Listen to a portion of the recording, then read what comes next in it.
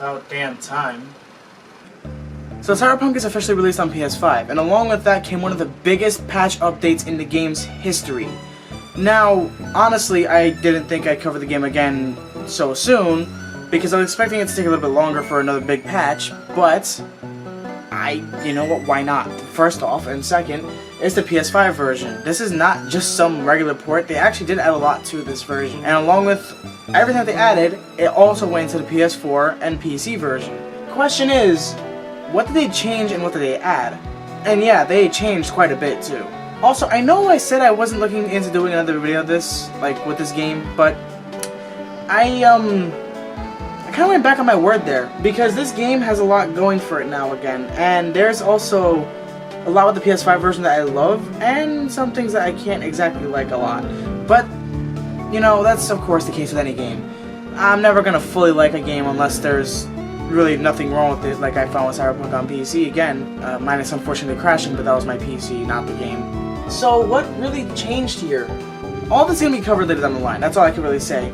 But I can safely say one thing. This is easily the longest video I have ever made, and there's a reason behind it. I covered every single thing I possibly could, and for the things that I couldn't, it's because I couldn't do it. There is a lot that they changed and added into the game, and they fixed a lot of problems that I didn't even think were there. So, yeah, we shall see what changed. And hopefully, this won't bomb in my face in 20 minutes. Yeah, I passed the 20-minute mark of this video. As of... already did. 50 seconds ago. After 6 months with 0 updates and 8 months as I'm writing the script, since the last time I spoke about this game, we finally received not just a big patch for Cyberpunk 2077, but an entirely new port with a number of improvements. The PS4 version was a broken, unstable mess of a game, and I'm still understanding that as I say it, and although I have no statement as to its current performance, I was honestly worried about the stability of the next-gen version because of this. The Xbox Series X and S have a notably slower SSD than the PS5, so there were some concerns of loading issues there. And of course, I have the same concerns for PS5, but not because it's too slow. Since the development of the console, the PS5 has been causing problems with a lot of games since it's just too fast. GTA 5 and Red Dead Redemption 2 are the first ones that come to mind because they load slower than expected and actually stutter significantly. And while the frame rate issue for GTA Online has been solved, there's always pop-in for models and textures simply because the game just wasn't made with such a high data transfer speed in mind. Basically, they lag because they don't know what to do. Neither game knows what to do when it comes to such a high transfer rate, apparently up to 10 GB per second, which is about right since games download significantly faster on PS5 than its predecessor, due to the PS4's painfully slow hard drive. Seriously, if you own a PS4, you owe it to yourself to change that hard drive immediately. Which is why GTA has another remaster on the way, this time for PS5 and Xbox Series X, initially for November 2021, but pushed to March 15, 2022. However, as has been heard multiple times, this was a very controversial decision since Rockstar has remained extremely tight-lipped on upcoming projects, like always. But when it comes to a franchise that has remained relatively silent for 8 years with no word on a sequel, 8 years, and when it comes to GTA 5 releasing on yet another generation of consoles, something has to be said. Luckily, Rockstar has semi-announced that a new Grand Theft Auto game is well in the works, and that's because the community forced them to open up about it by showing Rockstar that it makes no sense to keep one going for nearly 10 years and an ongoing series. This isn't surprising to me though, since it took them 13 years to formally cancel Agent, a project that was supposed to be a PS3 exclusive announced way back in 2009 and teased as far back as 2007. The US Patent and Trademark Office declared the trademark officially abandoned in 2018, and Rockstar finally removed the page for the game in 2021 and then now redirects to the main page of the website. It was also removed from their upcoming games list, which essentially means that it's cancelled. Essentially, Rockstar isn't the type to talk about a cancelled project, especially when it was 13 years ongoing, and since there's absolutely nothing on the game, it's no surprise that Rockstar hasn't confirmed its cancellation. And since Grand Theft Auto and Cyberpunk 2077 are both open world RPGs, CD Projekt Red used this to their advantage on February 15th. Not only did they give constant updates up until August, which Rockstar refused to do and paid dearly for, but they also had a live stream event showcasing the then upcoming patch 1.5, which promised a lot of changes to central gameplay mechanics, a lot of additions, and a lot of improvements. Prior to this event, there was speculation that this would also be the patch where CDPR would release the next gen update, given that they had a target of Q1 2022 for the release. They also had a goal to release this massive patch in this quarter too, so it just made sense to release a massive patch with the update. The big thing we didn't know was the day of this live stream was also the day of this release. On February 15th, 2022, Cyberpunk 2077 patch 1.5 and the next gen update were released at exactly 11 AM Eastern Standard Time. This patch was a godsend. It fixed the number of nitpicks everyone had with the game, it added so many new tiny things, it changed what people had problems with. This update is impressively large. It jacked the file size up by about 4 GB, and the next gen update is 30 GB larger than the PS4 version. Now let's dive into some of the changes and additions in this patch. If you missed a live stream, don't worry, I'll be referencing it plenty. They demonstrate all of this best anyway. When do we start? Driving was once again changed, this time allowing for better handling and better viewing. In some cars, the first-person perspective was rather hard to drive in, and in some it still is. But that's more due to the car models and the ones that haven't been improved, not to the fault of the camera. The angle was changed, however, and for the better. Now you can see more of the street and less of the dashboard in the car, which is a huge help since this is the default view for driving. You can change it, that's always been an option, but some people prefer first-person driving. This was painful in Cyberpunk, but now it's actually really good. If you ask me, it's better than GTA 5. Just cause you do it first doesn't mean you do it the best. They also added a small little detail which wasn't technically possible because the mechanics didn't allow for it. You can do donuts in the road now. It seems dumb, but the previous driving model didn't allow this, but now it supports this little detail. This is part of a larger addition to driving called Burnout Mode, and this mode enables burning out, donuts, tire heats, and more for a high grip boost on the road. Again, not a huge addition, but a very welcome one. Motorcycles were updated too, and although they still sling around corners rather aggressively, it feels more natural. When you burn out with a bike, you briefly pop a wheelie and quickly accelerate. Braking also feels better, it just feels all around significantly improved. And honestly, CD Projekt didn't need to change the driving. Nothing had to be changed, but they did it because they felt as if they could do better. That's why I love this game and the developers so damn much. They understand that they made a mistake, and they began to fix it right away. They know there can be improvements, so they're improving it. They know they can do better, so they're doing better. Prior to this update, the only changes that were made, and really all that were needed, were the ability to rock your vehicle back to the correct orientation, and the addition of a steering sensitivity option in order to adjust it to what you like. And while those are still present, you'll be more than happy with the revamped mechanics anyway. NPCs, especially NPCs in vehicles, have been updated significantly. Now NPCs in vehicles can react to different things, like honking your horn or stopping in front of traffic. Instead of just sitting there, now they will attempt to drive around you when possible, even going so far as to drive on a sidewalk, or if you crashed into them, push your car off the road so they can pass. And that's another thing, crashing into them. NPCs no longer just sit there and cuss at you, they now either drive into you or speed away. The NCPD has also been updated, not for car chases yet, but they will respond to much more things now, such as stealing a car or aiming a weapon at a civilian.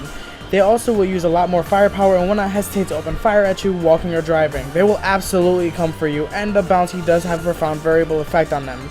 Like other open world games with police, they will gradually get stronger, but once again a variable. Still a rather welcome change no matter what. Now NPCs can and will engage in combat with V if they're held at gunpoint, rather than running away, or at least in the next gen version, this is a feature. Due to technical challenges, which I would wager means the APU and the past gen consoles are already getting too busy and this would only slow things down further, this feature has been omitted from the PS4 and Xbox One versions of the game, but I think we all knew from the start that this game would be too much for the consoles.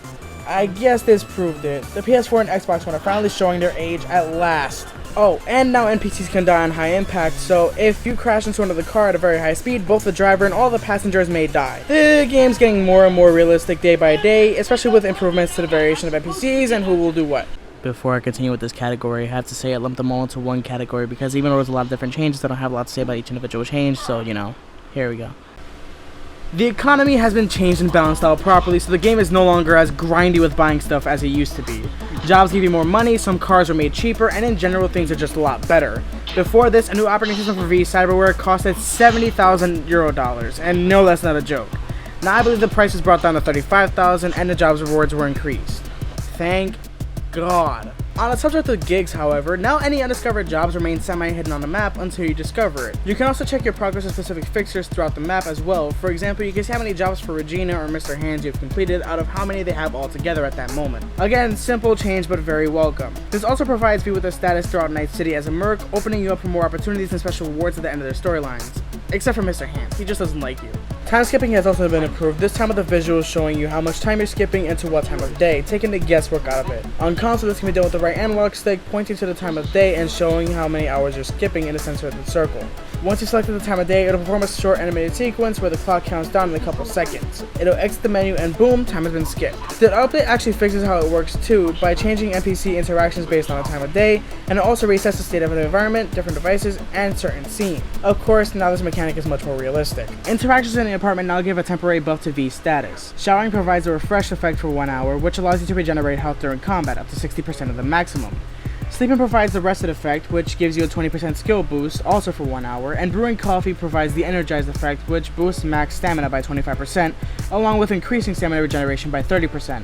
These are actually really cool since they now incentivize mundane things by providing very useful status effects that could help the player on some jobs. Perks have also been changed, but this time entirely, with the 6 redesigned ones specifically being Blood Swell, Human Shield, Epimorphosis, Cold Blood, Coldest Blood, and Cutthroat. They've also renamed the stealth category to Ninjutsu to better reflect the skills given in this section. Knife Throwing is also a brand new addition, acquirable through the aforementioned Ninjutsu category of perks. This new ability allows for either automatic returns or manual, either by waiting 6 seconds or walking up to it to pick it up. This one's going to be rather short, but it's important to note these changes since they're significant and imperative to gameplay. V can now climb, sprint, jump, and vault through shattered glass. This is an important change since prior to this, it was trivial to get through broken glass to get to the other side, which severely hurt combat efficiency in this game. Now, at least for the most part, you can break through broken glass to get to the other side, and speed through missions. There's also a fix for a bug I didn't even know existed, but apparently disposing of a body could send V through a wall out of bounds. Thank God that was fixed. Neon glow armors have been added to all bikes in the game and can be toggled on and off by pressing E or the left stick, basically the horn button. These look really damn cool, especially when you're driving at night at a high speed. And with ray tracing on, it only adds to the effect any further. The rain has also been updated, now properly covering cars rather than just avoiding it altogether. However, this does require more horsepower naturally, but not significantly more, just a minor degree. AVs no longer fly through buildings anymore too, which is a nice little touch I didn't expect. You rarely look up in this game anyway, so it's small things like this that make playing worthwhile. On a more technical note, AMD Fidelity Effect Super Resolution was added and can be configured on PC. On console, this is also present but not configurable since it was added for better performance. Fidelity Effects basically enables resolution scaling on the fly to keep performance at an absolute maximum. It's the AMD equivalent to DLSS, which enhances performance on RTX cards. The difference is that's exclusive RTX. FSR does it with consoles and Radeon RX cards. As is with any game on console and PC, there has to be specific accommodations for the latter. First, the big one. The system requirements have officially been changed. The minimum required NVIDIA GPU is now the GTX 970, though to no fault of CD Projekt Red. NVIDIA has pulled support for the 700 series of cards due to their age, and as a result, Cyberpunk 2077 will no longer officially support these. The game will still run, and it will play as it should, however, it is no longer the recommended minimum. The game will also no longer run on devices that still run Windows 7, with patches released after June 15, 2022, due to missing features found exclusively in newer versions of DirectX. There's a new addition though for those who want to see how the game would run on their hardware without jumping in right away. There is now a benchmark mode. This can be accessed through the settings and will definitely help you find out if the game can run on your hardware at a reasonable speed. And for you lucky jerks that got your hands on an RTX 20 or 30 series card, for some cards with glossy coating, transparent ray trace reflections have been added to make it look prettier. There's also the addition of variable rate shading on specific pieces of hardware. Shading locations will change depending on the performance of the game, and thanks to this addition, object spawn rates and rendering speed of the world in general will increase significantly. Some of these changes count for Xbox too. I'm just putting them under PS5 because there's significantly more to the PS5 version than PS4. For starters, the next gen update adds 2 new graphics options, performance and ray tracing. Performance mode ensures the game runs at 60 FPS no matter what at dynamic 4K resolution, while ray tracing locks the game at 30 FPS but enables ray trace rendering of local shadows and reflections. This feature is unavailable on Xbox Series S as the game will run at 1440p 30 FPS no matter what. I understand why though, given the price point of the Xbox Series S, it's naturally going to be weaker. Half of the storage of Xbox Series X consoles with less performance translates to $300, and it also translates to 1440p at 30 FPS instead of 4K at 60 on performance mode. On Xbox, achievements from the Xbox One version transfer to the Xbox Series X and S version. This does not apply to PS5 though, due to the game having a different SKU number. And because of how PlayStation Network handles trophies based on that SKU number, it's not going to allow trophies to transfer over across platforms. However, in favor of PS5, activity cards are now supported that can tell you how far you are through a job, what job you're on, the achievements of said job, and with an active PlayStation Plus membership, can actively help you complete it if necessary. Also only on PS5, Tempest 3D support. This is something very few games openly support directly, and I'm glad to say that CD Projekt Red added genuine support for this feature. Tempest 3D is a spatial audio technology that is exclusive to only PS5 and simulates surround sound by measuring room acoustics using the DualSense microphone and your TV speakers, and filling the space around you with sound. This is usually a thing in first and second party PS5 games, but rarely is utilized in third party games like Cyberpunk 2077. I'm not sure why, I can see this genuinely having a profound effect with multiplayer games like Fortnite or Call of Duty. Another PS5 exclusive thing, full DualSense compatibility minus the microphone. The next gen update adds haptic feedback and resistive trigger compatibility. When you drive, you feel the pressure of the gas pedal and you feel how hard it is to brake. When you shoot, you feel the recoil, and when Johnny appears, you can hear the sound effect of him phasing in through the speaker. You can also feel V's struggled breathing when he does show up via the haptic feedback in the controller, and now hollow calls come through the controller instead of the TV, which should have been the feature in the PS4 version considering the DualShock 4 has a speaker as well. Everyone keeps forgetting about it. It makes me really sad to see the PS4 get such little love with this game, honestly. It deserves that at the very least.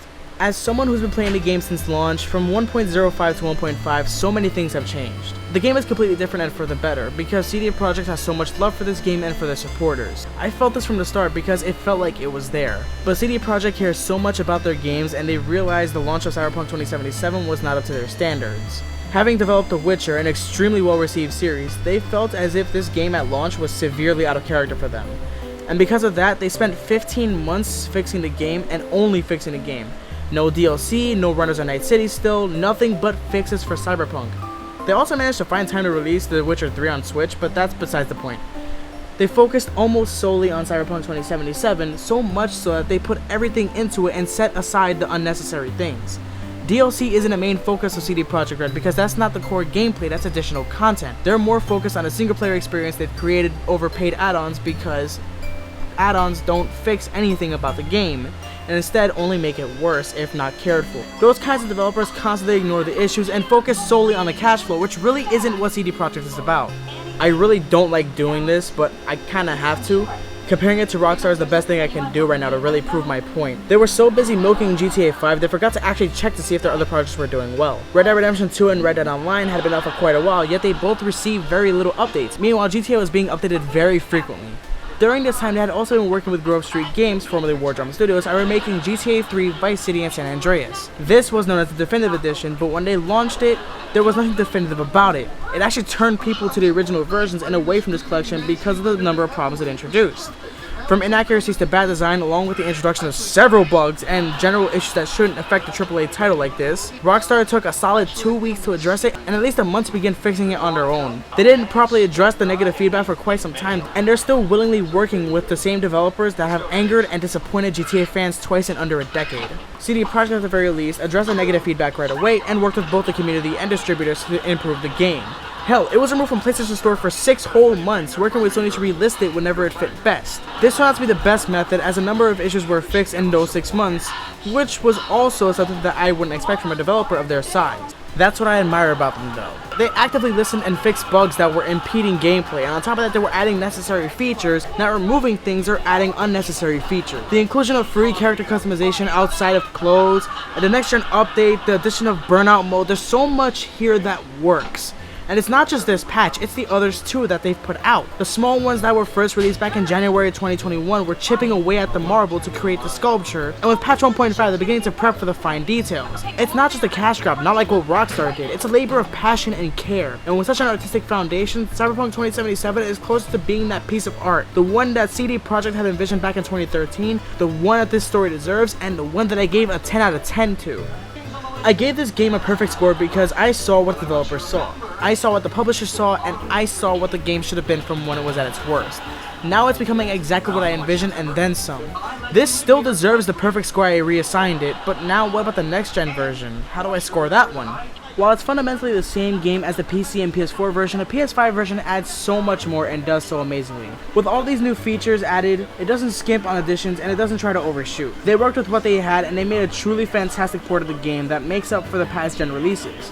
On PS5, the performance is exactly what you would expect, maybe even better since I heard some murmurs of speculating the game would run at just 1080p to improve performance. I'm so glad this wasn't true because it goes to show just how far CD Projekt Red is willing to go to improve the experience for everyone. However, I do have some minor gripes with this version, one of which is the file size. While I do get they have to add more in order for the full experience to be optimized with the best compatibility and performance, why is the game over 30 gigabytes heavier? The next gen update requires 91 gigabytes of storage alone. With the past gen version, it totals over 160 gigabytes. The activity cards, controller speakers, and in general ray tracing features don't require an extra 30 gigabytes, so where is this going to? Is there more that we don't know? You know what, let me not start a whole conspiracy theory, but I am genuinely wondering what caused the inflated file size. Because the larger the game is, the slower it'll run. It's just confusing to me. I'm also pretty ticked that my trophies don't carry over because I did actually get quite a few. It's just dumb that I'm paying the price for Sony's oversight. On top of this, the game and its input registration are extremely sensitive. Like slightly moving the stick can trigger a whole other direction even if you don't intend for this to happen. Again, probably to no fault to CD Projekt Red, but who's to say? Nonetheless, factoring everything together, the PS5 update for Cyberpunk 2077 gets a solid 9 out of 10. It's not perfect because there's still some stuff that isn't entirely clear and some things are notably missing, like the ability to transfer trophies, and while that is due to Sony's strange method of tracking them, I still can't help but be saddened by that. While it isn't a perfect 10 like its PC counterpart, a 9 still means that it's amazing, and although it's not perfect, it's very, very good and worth the price. If you would like to try it yourself, I absolutely recommend it. If you're scared of buying it, thanks CD Projekt Red for this part. There is now a demo for the game if you want to give it a shot before you purchase it. I should note though, this demo is only for PS5 and Xbox Series X and S. Silent for 6 months doesn't mean they were ignoring people. It means the developers were hard at work fixing what everyone wanted and making the game better for everyone to experience. And while I did a lot of comparing to Rockstar and this whole thing, I don't mean to bash them. Rockstar Games genuinely understands they dropped the ball and hard by not reinforcing quality control. Now they're working on fixing it, and as a result they have had to complain about the next project. This means they're finally listening and not being so damn quiet. But CD Projekt hasn't been as tight-lipped as them though, ever. So when they are, you know they're hard at work on something. And while some find it hard to forgive them, I think it's worth doing so. We as a community help them see that they need to do better, and now they are. It starts here with you. Remember that. Even if it's just a game, it's important to remember this. This mentality can help us stand by some of our favorite developers through hard times, especially crunch. This is not the developer's fault, it's more the corporate side trying to cash in on what they've already spent millions on. And this is unfortunately not uncommon. EA, Take-Two, Ubisoft, and even Microsoft all do this, and it's depressing. They put their fans behind the almighty dollar. Now, is it worth risking losing their fans for a quick paycheck at the end of the day? Apparently to most of them, it is. But not to CD Projekt, which is what I admire. I know it's crazy I've made 3 videos about this game already, but I want to keep tracking the various updates as time goes on in these videos. It's both documentation of the progress and points out exactly what has changed, which I believe is important for archival purposes. I think it's better for the game's owner to see the growth as time goes on, and these videos are the best way to demonstrate that. I truly believe this is a great way to turn more people to the game by showing them what it used to be versus what it is now. What's next? Who knows? Maybe we're gonna see Runners of Night City come next year, or maybe it's been cancelled. Maybe we're gonna see Cyberpunk develop more, maybe we're gonna see multiplayer or online integration of some sort. This can go many ways, but as of right now, I'm just glad to see the games at what I believe to be its very best self. Because that's what a game of this caliber deserves. It deserves to be its absolute greatest. CD Projekt struggled on that road, but damn, the struggle was worth it in the end, and I feel so glad to have been a supporter from launch. That's $60 I don't regret spending, honestly. I might keep making videos about this game even if it gets kind of boring or annoying. It's important to me to document this journey and to keep informing the community about the changes if they've taken a break for quite some time. I still do recommend avoiding the PS4 version though. I haven't played it and most of the fixes didn't appear in it. The performance might suck still and might not be fixable there. Thankfully it is significantly easier to get your hands on the Xbox Series X and S consoles, so if you want to play the game, get that version instead. Okay, fine. I'm in. You're my hero, V. Means a lot to me.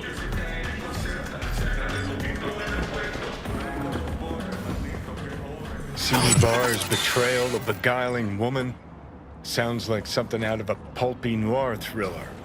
Pepe was used to listening to his customers' complaints, but now it was he who needed to get something off his chest. It was the same old story. An unfaithful wife in a city where everything was uncertain. Are you about done? I'm trying to focus.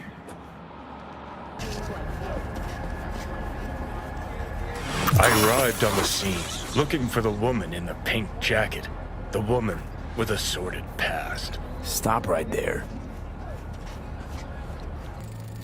Not her, I thought. No pink jacket, no guilt in her eyes. Christ, this is even worse.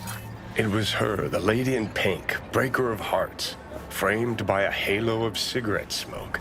I followed her. Dreaming of the day the narrator put a fucking plug in it. Got too close. Almost scared the dame off. Better be careful. I know. The woman looked around. Something weighed on her. Maybe it was my gaze. Keep this up, I'm a fucking puke. Narrate that. The woman passes a bum, gives him a wide berth. Doesn't want her clothes dirty. Her conscience is already dirty enough. Seriously, what did I ever do to you? The dame disappeared into the guts of a building ready to collapse. The air hung heavy with smog and betrayal. Hey, you! What are you doing here? Fuck, Cynthia. Told you to make sure nobody followed you. Doesn't matter. Seen enough. But, huh? What the hell is going on? They say lies have short legs, but liars, oh, their gams go all the way up. Oh, where's this scop coming from? See you around, V. Silence fell like a wet blanket over the city, muffling its cries. Time to rest, I thought. Time to drink. See? That's more like it. Finally making some sense. So yeah, that's Cyberpunk patch 1.5. The game's been out for over a year. It's only patch 1.5. It's actually not that bad. The reason why I'm talking about this game again, even though it's been, well, now it's been about 9 months, it's because I love this game, first off, and second off, I want to see what else is coming from this game, and I want to document it along the way. Well, I have said this earlier, but I want to see what really comes of this game, because really there's a lot that could be changed and fixed here.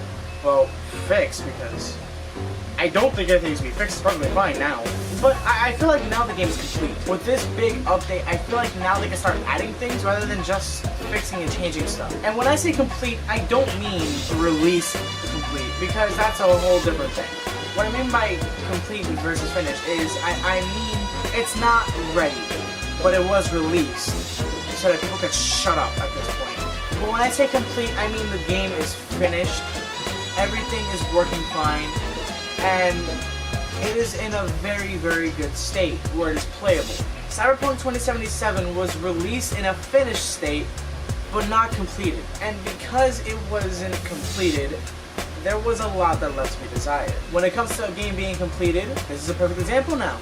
The PS5 version especially, because wow, they made sure that one was good. But this game I've been looking forward to being completed. But CD Projekt I admire for the work they did. You see, they care about their games and they want them to be the best they can be. The Witcher 3 Wild Hunt was actually amazing, and there's people I know that don't even play video games often that love it. Rockstar doesn't even know what they're doing with the franchise because they're releasing the same game for the 3rd time on PS5. It was also on PS3 back in 2013. How's that feel? You feel old yet? I know I did. It just goes to show how really little they realize what's going on. Even CD Projekt Red is doing something that Rockstar, one of the biggest game developers and publishers out there right now, haven't even done. And that is bizarre, but awesome to me. They know what to do. And they know not to ever release a game in just a finished state ever again. Cyberpunk 2077 is the perfect example of that. And I will forever stand by that, no matter what. And I mean, for God's sake, it's on PS5. What do you expect me to say, people? Also, this is a special tidbit for Bronzesmith viewers. I rated this episode TVMA because of the violence. I couldn't censor much of it, so I had to leave it in. I really hope it doesn't get pulled for that. But yeah, that's why I rated it TVMA, in case you were wondering. And yeah, I rate these things myself.